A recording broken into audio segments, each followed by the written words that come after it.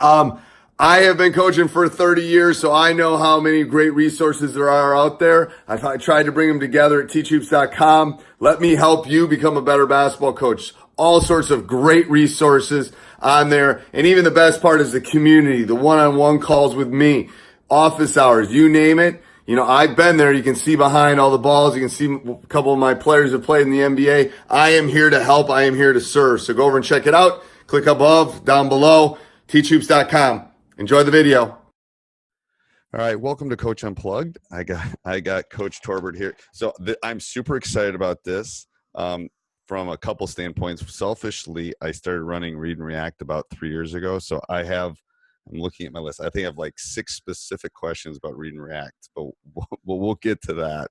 Right. All right, so Coach, I'm going to have you kind of introduce yourself, kind of talk about your basketball journey and kind of what got us to the point where we're sitting here talking today. Right.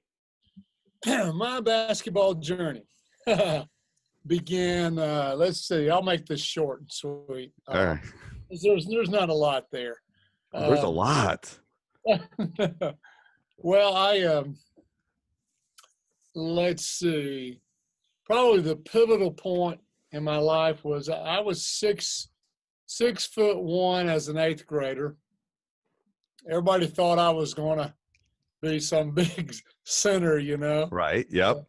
I think I grew 1 more inch or another inch and a half, and I found out there were plenty of people that could play inside better than me. So between my freshman and sophomore year, I spent the whole summer just dedicated to shooting only, and that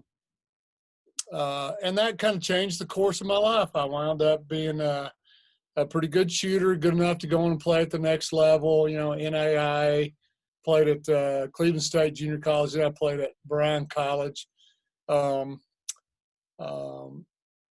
there's a very valuable lesson there, especially for the youth coaches, I think, in the sense that I believe everyone should be a guard until they're about 14 or 15. Because absolutely.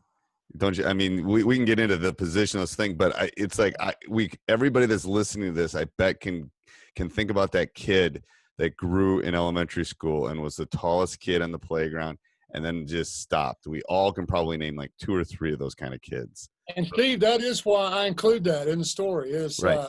I mean, it hindered me. The way I was pigeonholed early on through elementary and junior high, even as a freshman in high school.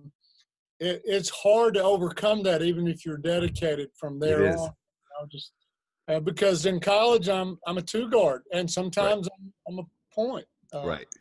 And you're seriously hindered, and it's like I've coached guys that have played in the NBA. I've coached bigs, and it's like, yes, I just keep telling them you might have to rebound more than you're going to rebound to the next level, but it will help. You know, if everyone can handle the ball, no one can press us, kind of things. But so then go ahead. So then I see you got into coaching. Yeah, I stepped right out of college into a head high school boys job in public schools in Chattanooga, Tennessee, Chattanooga Central and Little Wall High School, and then I took a job in Atlanta at a private school, small private school, and then after a few years there, I went to Holy Innocents Episcopal School because they were starting a school from scratch, a high school from scratch. Oh, really? Yeah, they were kindergarten through 8, and I kind of thought, oh, that'd be cool to start, you know, from the beginning. And hey, I can't blame anybody but myself, you know. Right, yeah. You know what's coming, yes. Yep. So I was there for my last 11 years, and when I say that there's not much there, what I mean is, I think. Look, I mean, I had good years and I've had bad. I've had, you know, never won a state championship, but made it to the Final Four a couple of times, and you know, quite a few. Somebody that's won it, it's lightning in a bottle. I'm convinced. It's like the kid that catches the firefly. Because my best team didn't win it. My best team had 3 Mr. Basketballs from Wisconsin, and we didn't win it that year, and then we won it the next year. Wow. Yes, I'm just it's It's not the best coaches, not the best team. It's about those 2 or 3 weeks where you just catch lightning. It's Hoosiers kind of thing. Yeah. But go ahead. I'm sorry. No, you're exactly right. And I've been on the losing end. I've been Right. on those where I had my worst season was a 4-23. Yeah. That'll make you question everything. You become very humble at that point. Yes. I'm telling you, man. And I coached my hiney off, and I'll tell you, I thought I should have got Coach of the Year because we shouldn't have won those 4. Right. Oh, I tell people my best record, we were 12-10. My best coaching season in 30 years of coaching, we were 12-10 because we had no right winning 12 games. We had 0, So that's why I tell coaches, it's not and I've told people this before. I think the problem with our profession is you're judged on quantitative values, because I see you're a math teacher. You're judged on quantitative values, not qualitative values. That's right. And as a coach, to be honest with you, I coach and teach because it's the qualitative things. It's not I want to win as much as anybody, trust me. But it's teaching young men or young women to become better people and life lessons and all that kind of stuff. And that is the problem with coaching, is that you've got you're judging success qualitatively, and people that might be controlling your job, right, and your livelihood are judging it quantitatively. Right. They don't. There's a lot of things they don't take into factors. Because I tell you, when I say I made it to the Final Four, that's hilarious. Because I've never made a shot. I never defended. Right. You are right. Some really good players. And I remember the first trip to the Final Four, the night we won a lead 8 to go to the Final Four. You get all the backslapping and all that, right? Yeah. And one guy, friend of mine, said, just kind of as he's passing by, he says, and now you're a genius. Yeah. Yeah, you know everything. You know everything. Right. Yes. It's tongue in cheek because, man, you just. Okay, so all right, so you're still coaching there right now? No. Okay. Excuse me.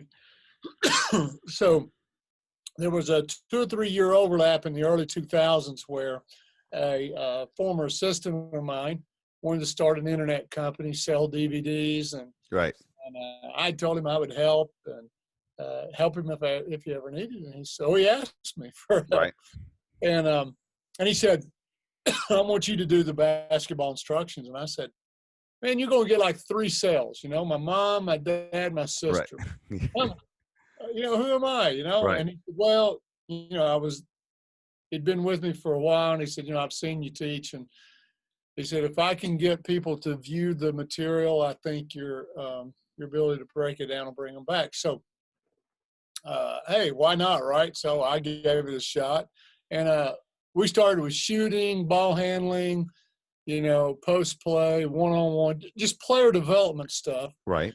And this is in the excuse me, this is in the early 2000s, and then we got a few guests on our DVDs. Back then it was all DVDs. Right. Yeah. Well, I was talking to Brendan yesterday. It was hilarious because it's like him and I were laughing about, I remember when I had 2 VHS tapes and 2 recorders and play, record, to break tape down. It's like, these guys don't know how good, now it goes up to crossover or huddle and it breaks it down. It's like, shoot, I'm still surprised I'm married, to be honest with you, all the time I spent breaking tape down, but it was so time intensive. It was unreal. Yeah. And one of my stories talking about later as we get into the read and react, one year, I think it was 96, at the end of the season, I decided, hey, I'm going back and I'm statting all of my games myself. I wanted to see where all our points were coming from, try to categorize everything. Didn't want to depend on stats that, some in the bleachers, kept up with and missed while he was eating popcorn.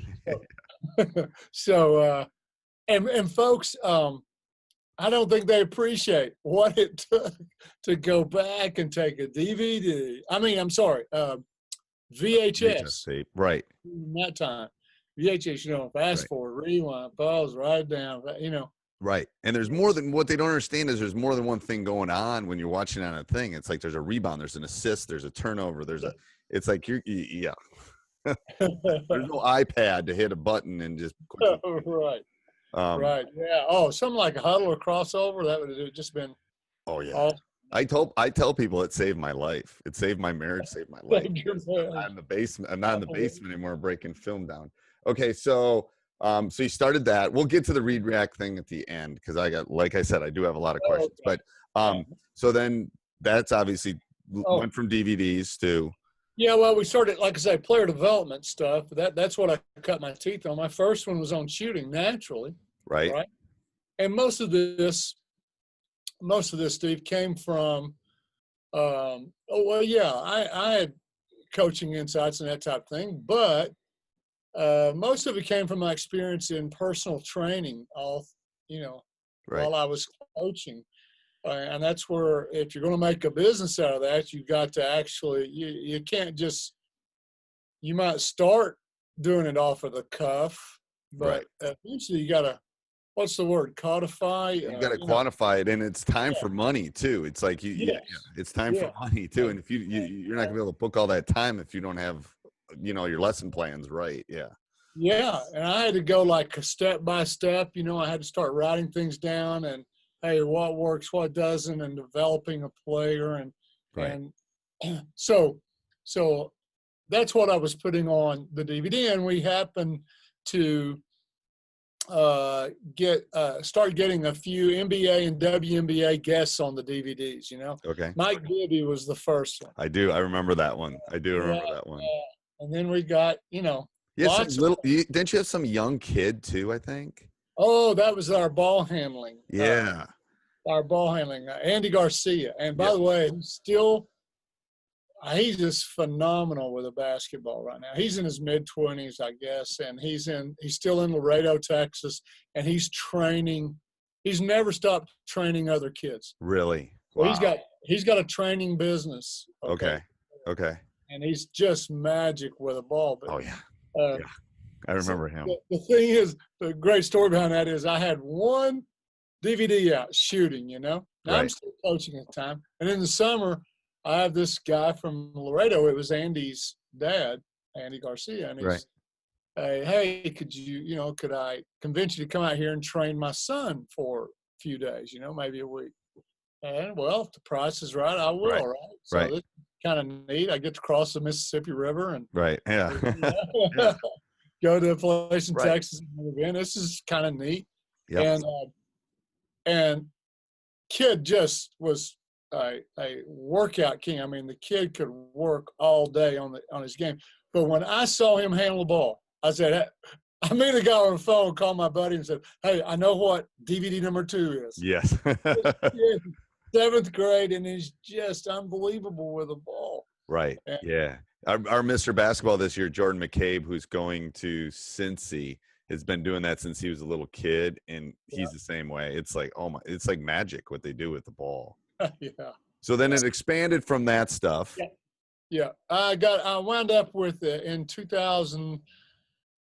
By 2008, I think we had 7 or 8 player development DVDs, and that doesn't sound like much at the time, but when you do, at that time, we were doing things like the one-on-one video was 3.5 hours. Right.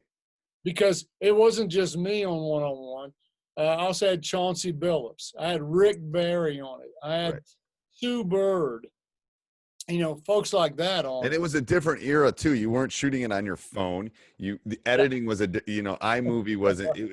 I'm just saying, people think now it's like, oh, I can just shoot a video and edit. It was a different world back then, editing wise too, and all that stuff, and technology and taping and cameras and.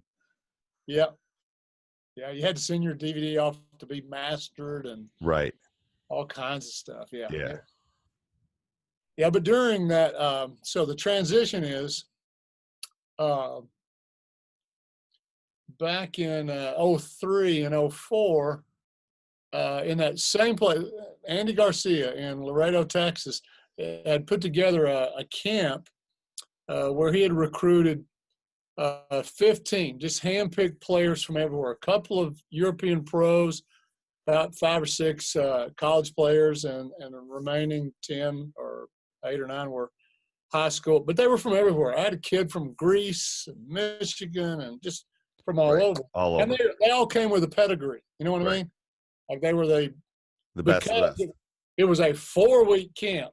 Oh, geez. Yeah, by the way, Steve, never do this, okay? I've gone to the PGC camp. I've gone to Mono's camp to watch, and I'm tired after 4 days, and I'm just watching. We were so ambitious. I did so we lived in the same motel, hotel, right.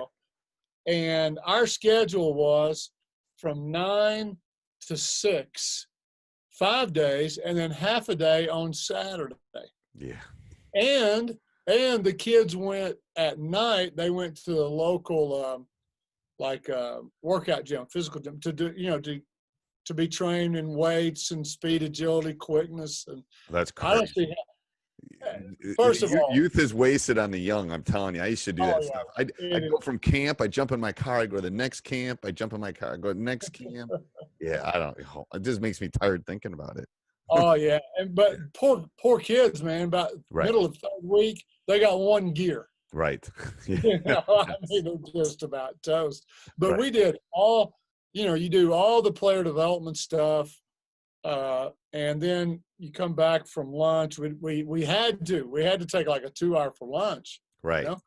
We had to, and for them to recover, and then we'd come back for another 4 hours, and we always finished it with clock and referees and games. And he had the owner of the camp had scheduled. I'll give you an example. He had scheduled the 2nd-tier Olympic team, Mexico's Olympic team, to come across the border and play us. Oh, wow.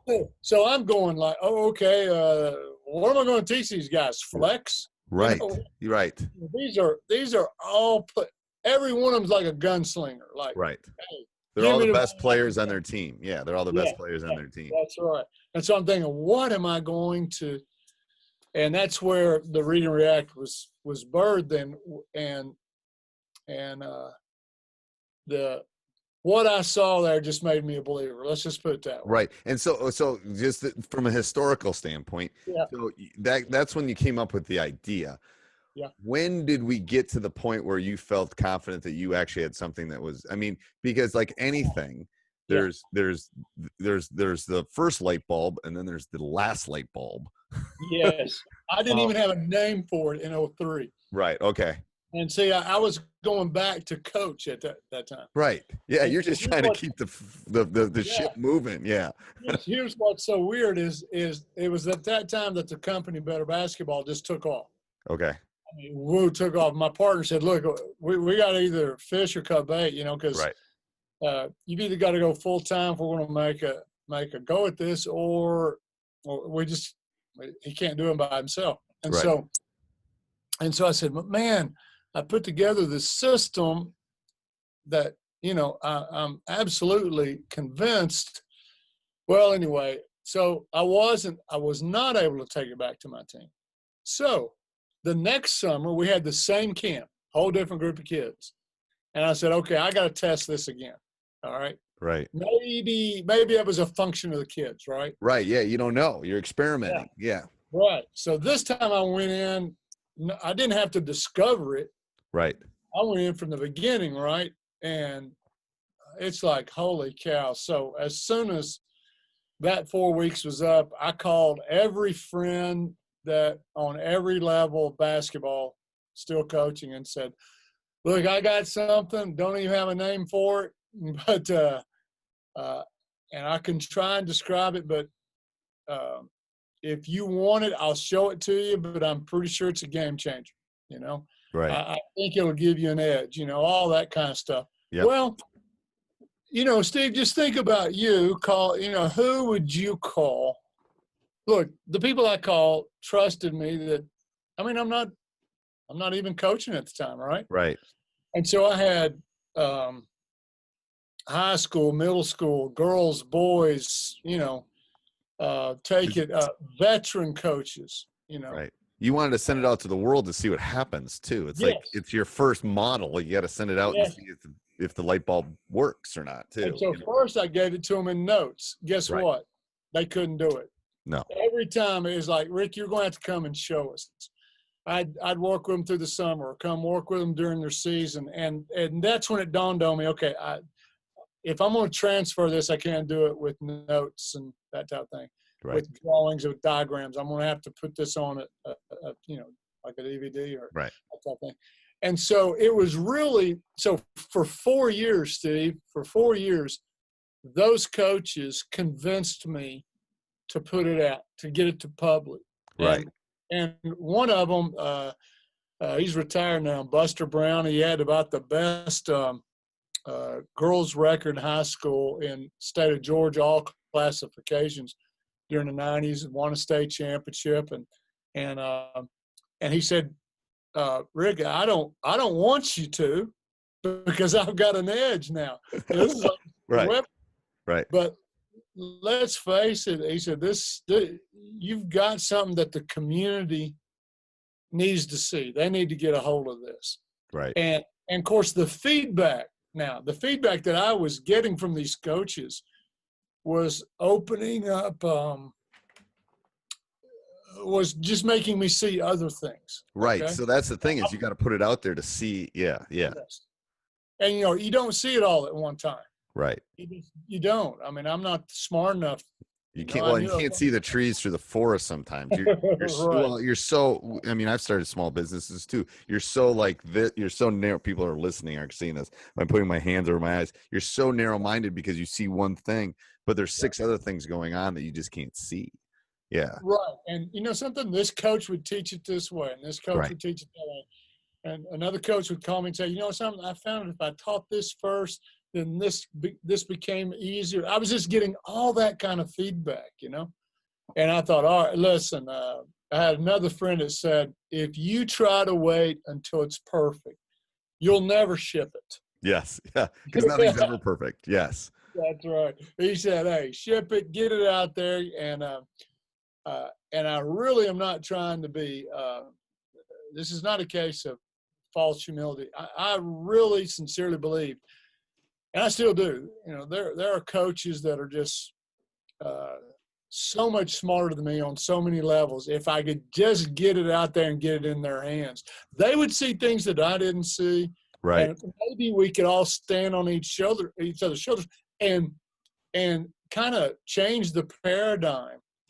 This was kind of my vision. Right. This is kind of what motivates me, motivated me then, motivates me now, is the vision of, something, I may be able to impact the game for kids and coaches in a very positive way, maybe make the game. I had just heard Kevin Eastman say in a clinic at Coaching You Live, okay, right in the middle of his time in the clinic, he stopped. Usually he's on the move while he's talking. Right. You know how he does. Yeah. And he just stopped and kind of, did this looking off into the wild blue yonder, and he said, look, let me tell you where the game is going. The game is headed where there are no positions. You're not going to see 1s and 2s and 3s and 4s and 5s. You're going to see five players that can just play basketball. They're going to be multi-purpose, they can play in all positions. Right. And he said, now, I don't know how we're going to get there, but we're headed that way. Get ready. Right. And then he went on with the rest of his clinic. Of course, I'm in the stands about to blow a gasket going, I think I've got it. Right. Right. I've got the method to move the game to a positionless game. And by the way, now Steve, why I started that story the way I did. Right. Yeah. I mean, has it really, see, people ask me about my record and all this kind of stuff, and I don't really think about that stuff on a day-to-day basis. Have you literally sat and thought that you've changed this game? Because you have. And I'm not throwing this around. I mean, 100 years from now, it's like the flex. It's like the triangle. People are going to, in the dribble drive, people are going to talk about read and react. Have you thought about that? Yeah, I have. But it does. It It's humbles me. mind-boggling. Yeah. It is mind-boggling. Yeah, it has taken a life of its own. You know. Right. Yeah. And some of the funnest, one of the most fun things about this is this movement is reading the stories of the coaches out there. Right. You know, they'll email me their stories and tell me what to do, and most of it, Coach. Now, look, it's really easy for me to tell you the quantitative ones. Right. But the qualitative ones are so much fun. Oh yeah, we make fun of you all the time, Rick. I'm telling do you. you? Oh, that's layer 47. Layer 47. I mean, my assistant coach can do. Nate's going to be listening to this. He can do a much better Rick than I can do. But it's like, you know, we just. I don't know. I don't know what you're talking about. What are you talking about? But it's like there's. It is over. The number of layers is overwhelming at times. Like we have narrowed it to like 6 that we feel like we can really do well. And then we add things to that. You know, it's like adding potatoes to the soup or carrots or something. But we've narrowed it to about 6 that we think we can be pretty good at. Well, you know, that came from, again, this is 6 or 7 years before I ever started experimenting with the read and react. 2 things happened. There was a couple of things going on that kind of ingredients that went into the soup, you know? Right, yes. And one of them was we lost a game. We ended our season by not getting to the state tournament on a last-second shot with the best player I ever coached. Best player. He averaged 28 points a game, shot 53% from the three-point line, and signed with Florida State. And the only kid in the school history to play in the Georgia All-Star game. And I'm thinking, I can't get to the state tournament with this kid. Right. You know? Well, I must be an idiot. Well, so my assistant and I, Dan Knudsen, we were having our last supper, so to speak. Pun intended there. Right. And I said, all right, Dan, go ahead. Tell me what I did wrong, you know. And he said, I really just got one question. In the last 2 minutes of the game, when it was just back and forth and, you know, people were fouling out and this and we're trapping and nobody can run any of this stuff, did we have the best 5 basketball players on the floor? And I said, well, now, Dan, we had our best 1, our best 2, our best 3, our best 4, our best 5. He said, nah, that's not what I asked. Hey, Coach, so glad you're enjoying the video. Make sure you subscribe. That's important. Second thing is make sure you go over and check out teachhoops.com for coaches who want to get better. You will not be disappointed, I promise you. It's everything you need to become a better basketball coach. Go over and check it out. teachhoops.com. Let's head back to the video. Did we have our best 5 basketball? And I said, Danny, if I did that, we can't run our system. And here it came. He said, maybe there's something wrong with the system that doesn't allow you to put the best 5 players on the floor. Light bulb. Yep. Boom. Yeah. And now he went on with other questions, but for me, it was like a thorn that got in my brain. And I remember thinking, where did I get this? Why do we have to have point guards and 5s and posts? And where do we even get this language from? And what, you know, right. It just started making me question everything. Am I kind of blinded by tradition, you know? Right. Why can't we do that? Hey, when you go to play pickup, do you say, well, I'm picking you because we need a 3, a slasher? Right. No, I know. And the thing is, and I've ever since we started doing it, I've been trying to think about where it started. Was it the Patino Kentucky teams? Was it Magic? Was it Michael Jordan? I mean, because he had Cartwright, so he had a 5. I'm just trying to think of where the shift kind of happened, because it usually happens at the NBA and collegiate level before it gets down to us. Right. And I'm just trying. I really haven't been able to narrow when that, because if you look at Villanova, you look at the teams that were in the NCAA this year. It's like there's obviously some big boys out there that are probably quote unquote 5s, but they can all shoot. They can all handle the ball. They can all pretty much play anywhere. Right. Yeah. What I loved about watching them is I'm telling you, they did some really good stuff. If you did not know the read and react the way you and I do, Steve, you might watch Villanova and go, hey, I think they're running that read and react thing. Right. Oh, yeah. And you got to be able to shoot the ball though too. That made shot covers a multitude of sins, doesn't it? It does. And I tell my kids all the time, anybody can become a shooter. Not everybody can become a scorer, but shooting is just repetition. It's like lifting weights. You just got to get in and do it, All right, so we'll do this out of order. So I'm going to ask you my read and react question. All right. And then we'll go back. All right. So, off-season recommendations. Do you have off-season recommendations for people that run read and react? Things that you can do. Well, you just named it. I mean, yes, because as you know from experience, the read and react will create shots for you all over the floor. Yeah, layups, inside, 3-pointers, 2-pointers, you name the type of shot. Right. And getting good shots, good quality shots is not the problem. It's that ability to put the ball in the hole. Right. That's what. Do you have a shot clock in Georgia?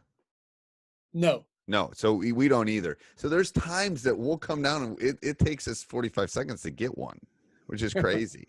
And that might go into the second thing. How do I promote variety in decision making? Because my guys seem to do the same thing every time. They'll pass, they'll go screen. I mean, they tend to do the same thing every time. How do you get them to not be like robots, not running the flex offense? Right. Well, and that's what you're trying to overcome, right? Right. For your listeners who are not as familiar as you and I are, right? There are two decision makers. There's more than that at one time, but two primary decision makers. One, and by the way, when I explain this explains the difference between the read and react and a pure motion offense. Even though read and react, you get all the benefits of motion. You create an athletic ball. You move players, you got spacing, and boom, good things happen. You break the defense down, and you train. This boils down to training players how to take advantage of breakdowns on defense. But the difference is, in read and react, the ball handler is the decision maker. Everyone else, as you know, must hold their spots, watch you, see what you do, and then they react with the one thing that we've all drilled them to do based on what's being done with the ball. If you drive right, they do something. If you drive left, they do something. If you blah, blah, blah. Okay. And that way you don't have 5 chiefs out there, right? You've got one chief. And then so that's one I want to discuss with you. The other one is, if a player gives up the ball, if they pass anywhere, an easy one would be somebody brings the ball up and they pass it to the wing. Yep. Right. And cut, right? Yep. Now, in read and react, again, the difference between a motion offense and read and react is that player must cut to the basket. Right. Okay.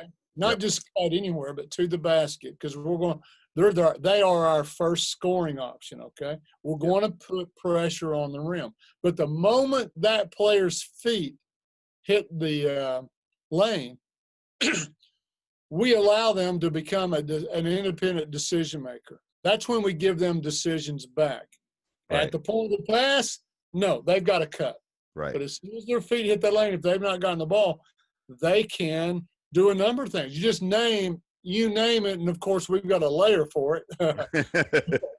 We do. But really, it's just all of the things that you could do in basketball without the ball if you were in the lane. Right.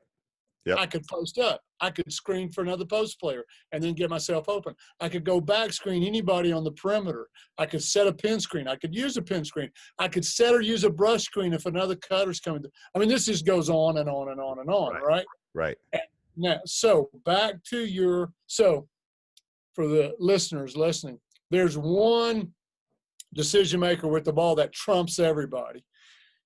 But there's at least one other decision maker making decisions that could affect the next action, and it's that player who is either stopped and posted up in the lane or is cutting through the lane. Right. Okay. So now to your question, Steve. Right. decision making. Okay, so first we got to talk about which one we're talking about: ball handler or the one cutting through the lane. Well, I think after they get rid of the ball, they tend to do the same. They cut, but then they tend to do the same thing. They'll either screen away or they'll.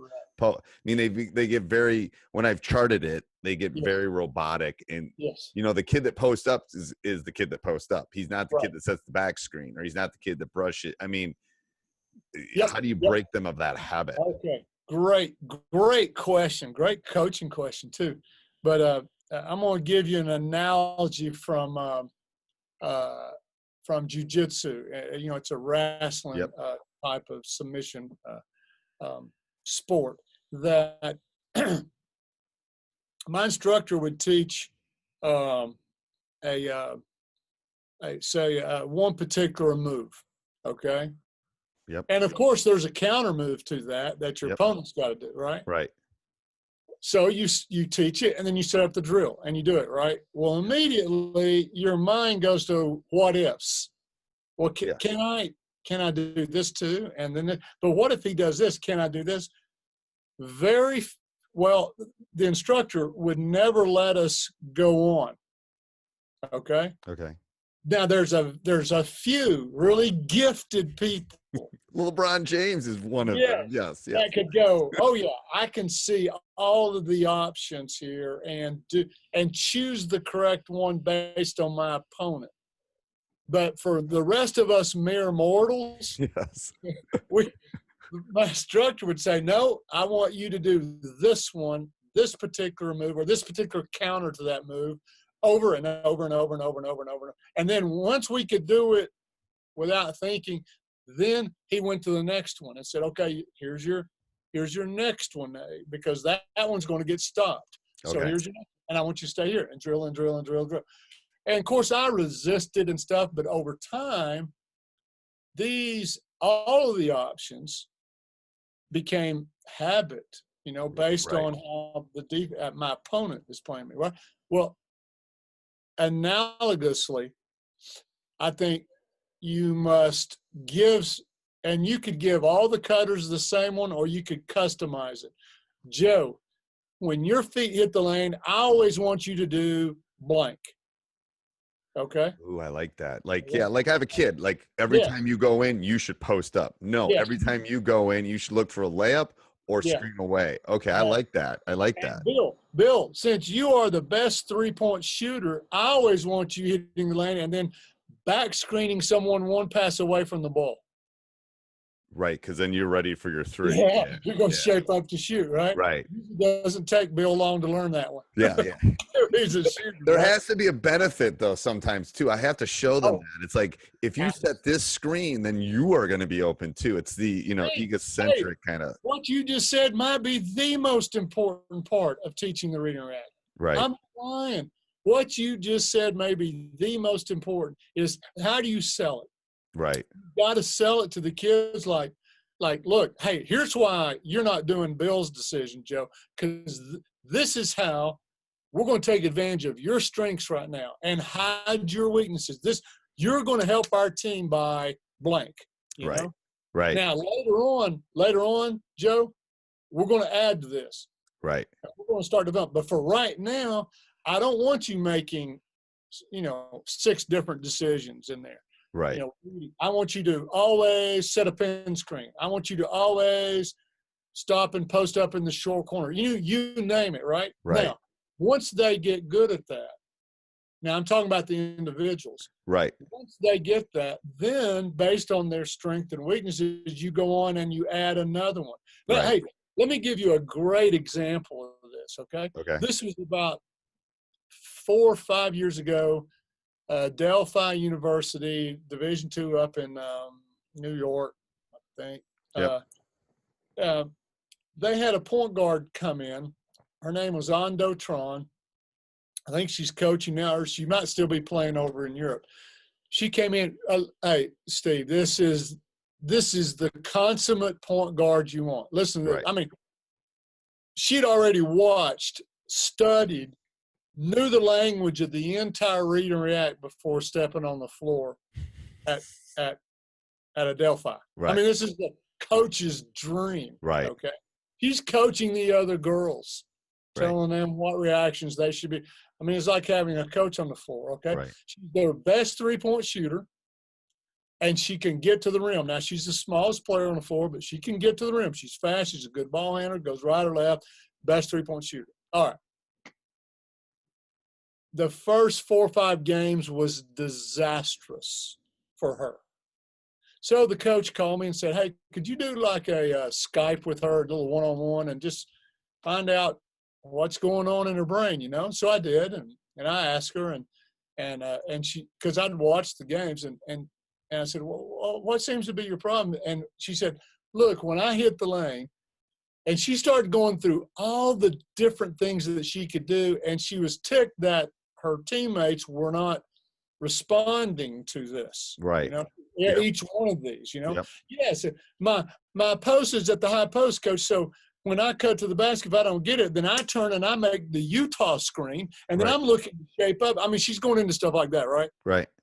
And her center doesn't know what the Utah. She- You know what I mean?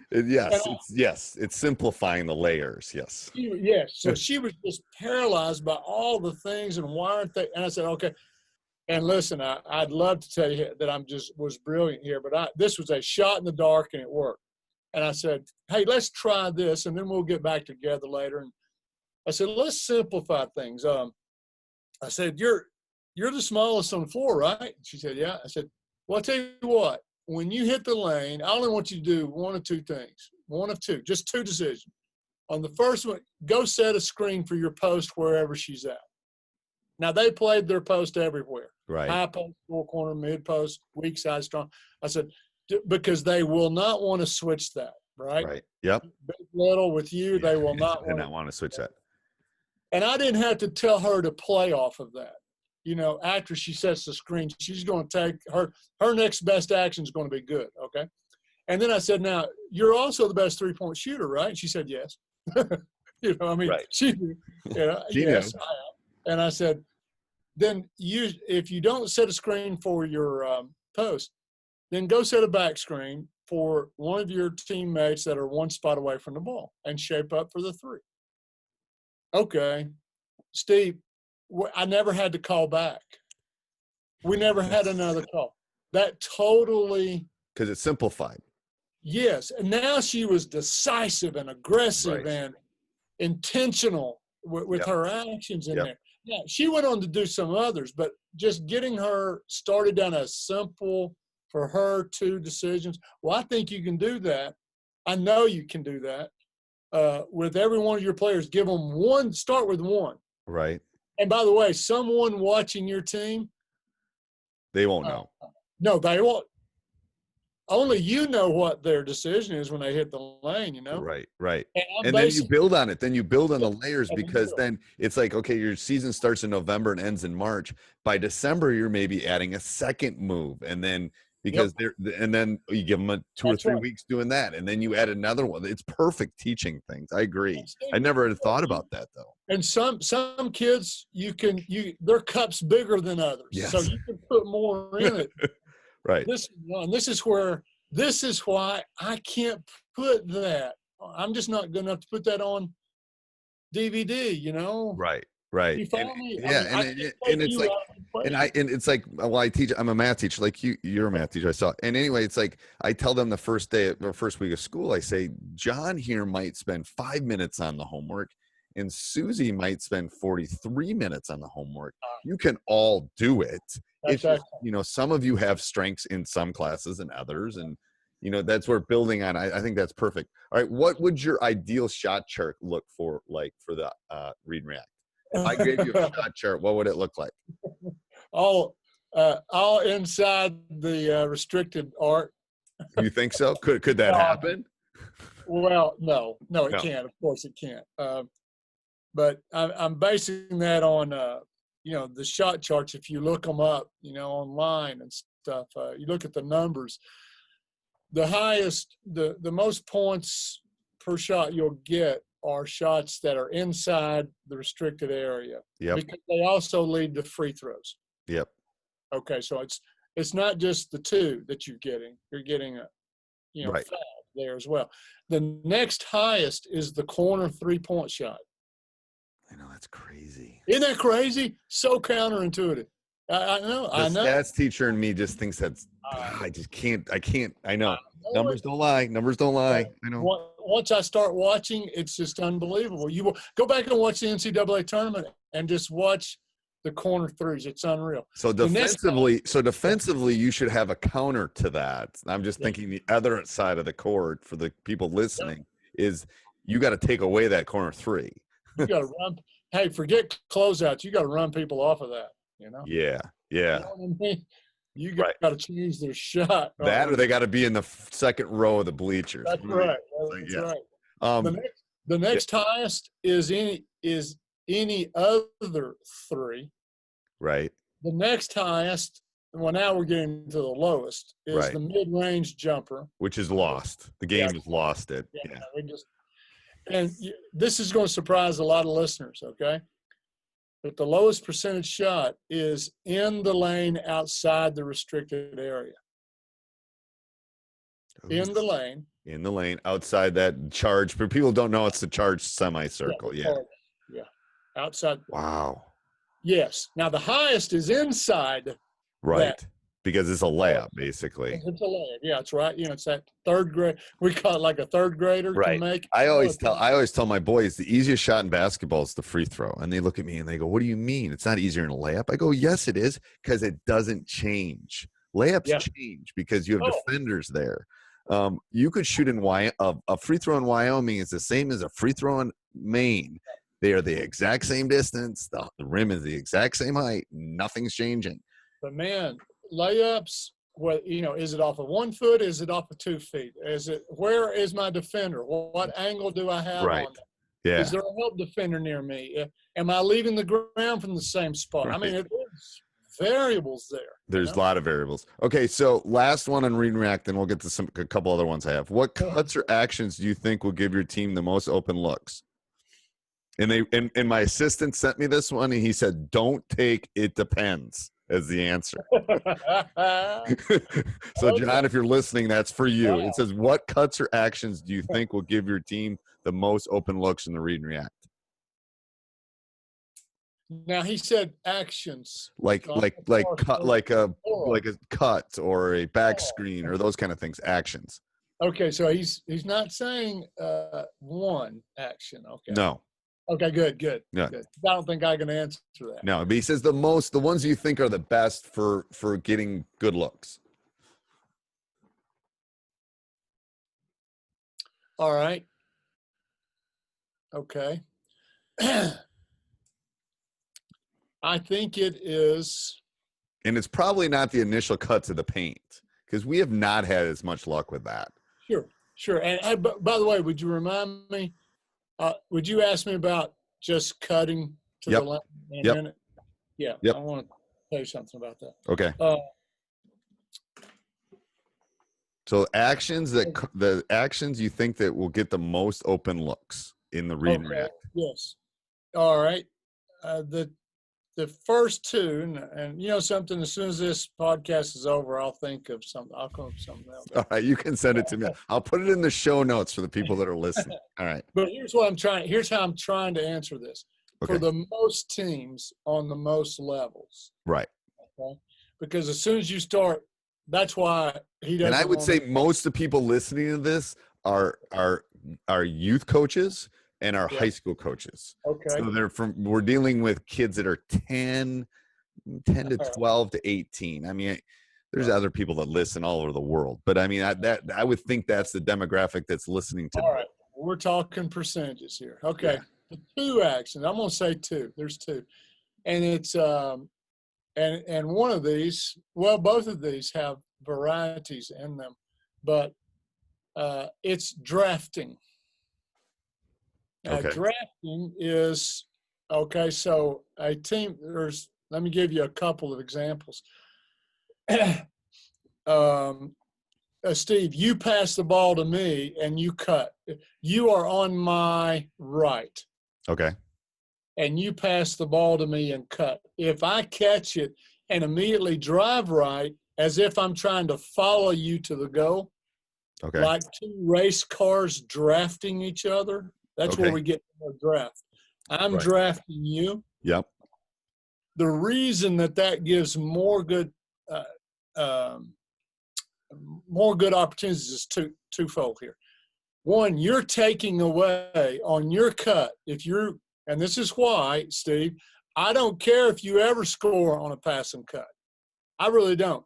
Does But it happen a lot? Because we have not been successful with that cut, that initial. And that's what I want to talk about here in Okay. a second. There's Okay. multiple reasons for cutting and scoring is just one of them. You can't depend on that. No. Right. But back see, to the draft if you are cutting after passing to me, and you're cutting as trying to get the ball back, legitimately trying to get the ball back, your defender's going with you and is guarding you all the way to the rim. Yes? Yes. Well, you just took the first natural helping defender to my right with you. Okay. There is no help defense on my drive going right now. I agree. In fact, the only help would be, let me draw a picture in everybody's mind. Let me back up. I'm at the top of the key. Okay. You're facing the goal. You're on my right. Okay. Okay. Yep. So when you pass, you're passing uphill to me. Yep. And you're cutting, and I'm driving right. Now, if no one else is in the right corner, right, when I draft you, there's no help defense. Right. Because you've taken the only one that could help. Could do it. Yeah. And it's got to be a cut that you want to score on. Yeah. Are my players listening to that? You got to want to score on that cut. Yeah. Yeah. It's not false offense. You might be open if you cut really hard. Right. Right. Right. Okay. Now, let's rewind that. If there was a teammate in the right corner, and you passed to me, cut, and then I drove right, I'm beating the next helping defender. And even at high levels, you and I know who's supposed to rotate in there and help. Right. But you know they don't get there. They don't. 9 times out of 10. Now, let me back this up. I'm drawing a picture if you're drawing this out, right? Yep. Okay, so let's back up again. You've got the ball on the wing. You throw uphill to me. You cut. Now, the moment your feet start moving, Steve, doesn't the guy in the corner, isn't he supposed to start filling up your spot? He's supposed to rise up. Yep. He's supposed to start. So he's starting to fill up as I'm starting to drive. Yes? Right. Yes. Now, we know from the redirect that if I drive right, he's supposed to move one spot to his right. So he's got to stop and go back to the corner. Yes? Right. Yes. All right. So I got a question for you. If his defender does rotate in there and stop me on my draft drive right behind you, I've got a natural pitch to the corner. For a three. Yeah. His defender's going to be wrong either way. If he stays, I'm getting to the rack with no help defense. Right. If he helps, we're throwing to the high percentage shot inside out. Right. You just said the second best shot in basketball in that corner three. And then literally if I'm playing that position, my hands are like this. Oh, absolutely. Throw me the ball. Throw me the ball. I put that in drills. I mean, that's a great combo drill. Right. It's a pass, cut, draft, drive, natural pitch drill. Okay. So that's number one. That's number one. Now, by the way, every time the ball is passed, there is a chance for a team, the receiver, to draft that cutter. That's why I'm picking that action. Okay? There's a chance. And also, I know that every cutter could be open, but you're talking about passing to them and them catching on the move and scoring. And as you and I know, and every listener knows, those are the weakest skills all the way around in the game of basketball. But most players like trying to get downhill on a drive, get to the basket. Yep. They're all practicing that. And and you know what? Okay. And I got a question I got to ask later. But you know what? And they'll get the foul call. I've noticed that the driver tends to get the foul call too. Oh, absolutely. Yeah. Absolutely. You just lean in on the person. Right. As long as but the cutter doesn't. that's what we've noticed, that the cutter they tend to hold and bump and do that to the cutters, and they and let that them doesn't get called. Yeah. Boy, that is.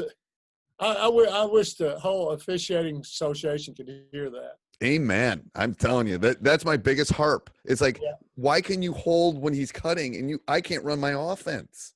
Right. I mean, I literally say I can't run my offense if they're holding my guy cutting to the basket. See, why can't the offensive player hack those arms off of them? Right. Yes. Why not? And that does hinder the read and react when they're not calling that. It does. No, you're right. Freedom of movement. Well, I think your best counter to that is you've just got to get the players and the ball moving faster. Then they have less chance to step in and get into your body and tag your body. Now, there's other little counters for this, and it's that if they are trying to bump you and get an arm bar on you when you're cutting, use that as a trigger to make your decision. Okay. Okay, so like you said, you pass to me and you cut, right? Right. And I'm arm barring you. Hey, stop and post them up, and I'll throw it because usually when they're up next to you like that trying to body, it's real easy to leg whip, swim move, and post them up, right? Okay. All right. The other one is use that as a signal to go back screen right away. Just forget the cut.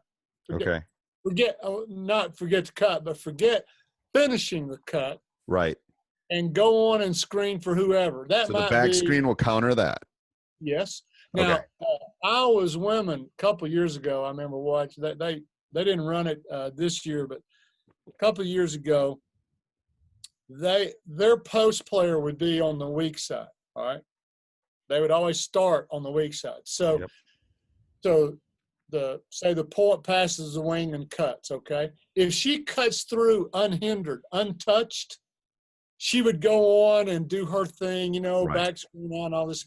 But if any cutter ever cut and they got bumped or they got armbarred, stood up, they took it as a signal to screen for the post and invite the post over. See, the post is on the weak side, right? Okay, yep. And we even got to calling that an invitation screen. Okay, so you get stood up as a cutter. You get stopped. Oh, darn. Well, don't fight it. Just, hey, okay, I'm going to go invite the post player over. Okay. And now you got a cross screen and, right. In there.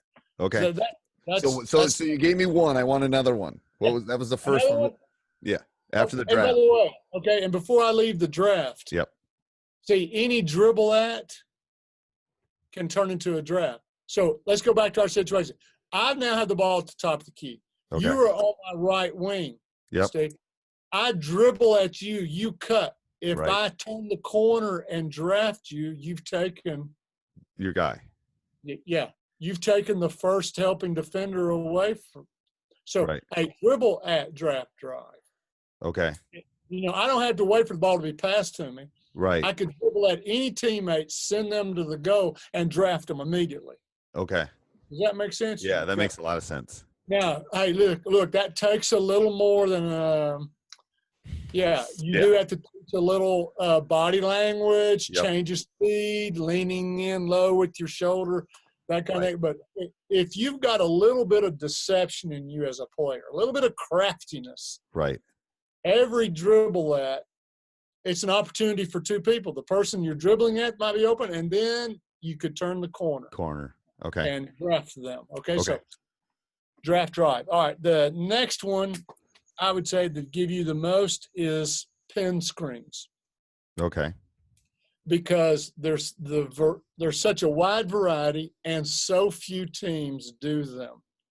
And do them well. And when they're done well, there's two people that's possibly open, the screener and the person you're throwing to, right? Right. Yes. Yeah. So you get that whole, do you slip the screen or after you set the pin screen, the pin screener is rolling to the basket, they get to post up, whoever catches the skip. Hey, Coach, so happy you're enjoying the video. Make sure you subscribe and like, and then go over and check out teachhoops.com for coaches who want to get better. It's a community of like-minded coaches that want to get better at coaching. Come over and join us, and let's head back to the video.